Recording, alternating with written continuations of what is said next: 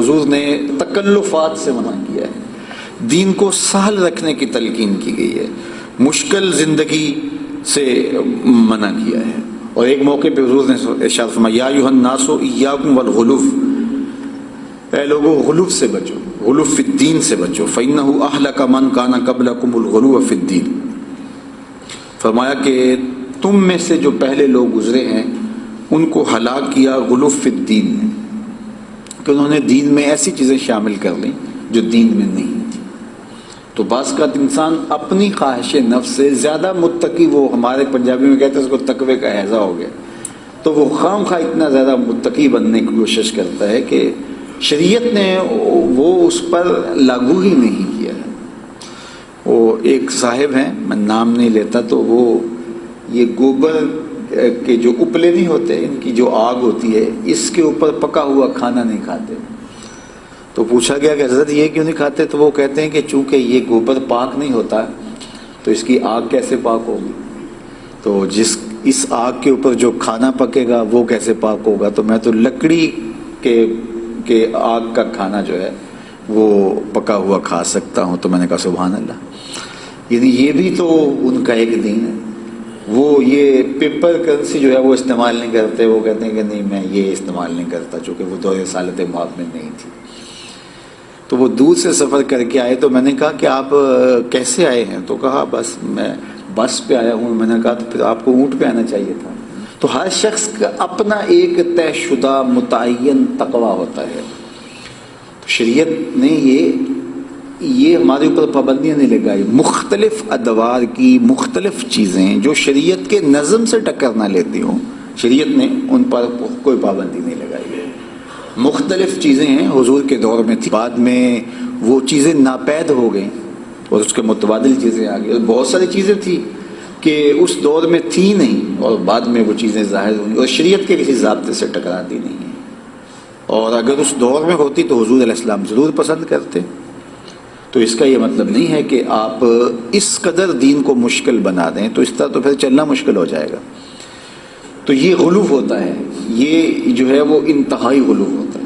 اس طرح یہاں غلو فی الدین کے اندر عبادات بھی آتی ہیں کہ بعض اوقات انسان عبادات کے اندر اتنا غلو کر لے کہ اپنے اوپر وہ مشقت میں اپنے آپ کو مبتلا کر لے۔ شریعت نے ہمارے لیے آسانیاں رکھی ہیں۔ دیکھو بیمار پر جمعہ فرض نہیں ہے، عید فرض نہیں ہے، عورتوں پر جمعہ اور عیدین فرض نہیں، آئیں پڑھ لے تو اچھی بات ہے، لیکن یہ ہے کہ ان پر فرض نہیں کیا گیا کیونکہ ان کی ذمہ داریاں اور ان کی ایک معروضی حالت ہے جس کی وجہ سے ان کو کہہ دیا گیا۔ اس طرح نماز ہے، ان پر فرض ہے لیکن مسافر پر عادی کر دی گئی، اس لیے کہ اب وہ کہے نہیں میں پوری پڑھنا چاہوں گا۔ جب شریعت نے تجھے رخصت دیا ہے تو تو کیوں رخصت قبول نہیں کرنا چاہتا؟ اسی طرح اور بہت سارے امور ہیں جس میں شریعت نے ہمیں رخصت دی ہوئی ہے، تو جہاں شریعت رخصت ہمیں دیتی ہے ہمیں اس رخصت سے فائدہ حاصل کرنا چاہیے، اور جہاں شریعت رخصت نہیں دیتی ہے تو وہ ہمیں کرنا ہوگا۔ تو اپنی مرضی سے ہم اپنے اوپر سختی نہیں کر سکتے۔ حضرت عبداللہ ابن عباس یا فضل بن عباس رضی اللہ تعالی عنہ، دونوں میں سے کوئی ایک تھے، راوی کو شک ہے کہ ان دونوں میں سے کون تھا۔ تو حضور علیہ السلام نے کنکر رمی جمال کے لیے طلب فرمائے، تو وہ جا کے مناسب سائز کے ساتھ کنکر لے آئے، تو انہوں نے حضور علیہ السلام کو وہ کنکر پیش کیے۔ تو آقا کریم نے جب ان کو دیکھا تو حضور نے ان کو ہاتھوں کے اندر یوں ایسے رگڑا اور ارشاد فرمایا کہ ایسے ہی کنکر چاہیے، یعنی نہ تو اتنے چھوٹے کہ بالکل اس سے آپ رمی نہ کر پائیں، اور نہ اتنے بڑے کہ جو ہے وہ کنکر نہ ہوں بلکہ وہ پتھر کہلائیں۔ تو حضور نے فرمایا تحسین فرمائی اور ایسے ہی ہونے چاہیے۔ اور یہ جو حدیث میں نے آپ کے سامنے پڑھی ہے، پھر حضور نے یہ کلمات ارشاد فرمائے کہ تم میں سے پہلے لوگ دین میں غلو کی وجہ سے ہلاک ہوئے۔ تو اگر کوئی بندہ کہتا ہے کہ مجھے بڑا غصہ ہے جو ہے وہ شیطانوں پہ، اور وہ کنکر بڑے اٹھا لے آتا ہے یا پتھر مارتا ہے، وہ کئی تو جوتا اٹھا کے مارنا شروع کر دیتے ہیں، تو یہ سمجھتے ہیں کہ ہم نے بڑا کام کیا، اور کچھ لوگ اس کی ویڈیو بھی بنا رہے ہوتے ہیں، وہ ہنس بھی رہے ہوتے ہیں، حالانکہ یہ بہت ایک عجیب تماشا لگا رہا ہے وہ شخص، شریعت میں غلو کر رہا ہے۔ جب کنکر مارنے کا حکم ہے تو کسی کو کیا حق پہنچتا ہے کہ وہ جوتا مارے؟ اور پھر کنکر کے حضور نے سائز پر بات کی. اس طرح 7 کنکر مارنے کا کہا گیا تو کوئی 8 مارے گا، میں ایک زیادہ مار دیتا ہوں، کیوں تو زیادہ مارے؟ کئی لوگ بہت زیادہ محتاط ہوتے ہیں، وہ 1-2 زائد مار دیتے ہیں، چلو کوئی بات نہیں 1 زائد مار دیتا ہوں. یہ کیسے ہو سکے؟ 7 طواف چکر کے ہیں تو کوئی کہتے ہیں میں 8 کرتا ہوں، کیوں کرے گا؟ ظہر کی 4 رکعتیں فرض ہے، وہ کہتا نہیں میں 5 پڑھوں گا تو کیوں پڑھے گا جی؟ یہ غلو ہوگا.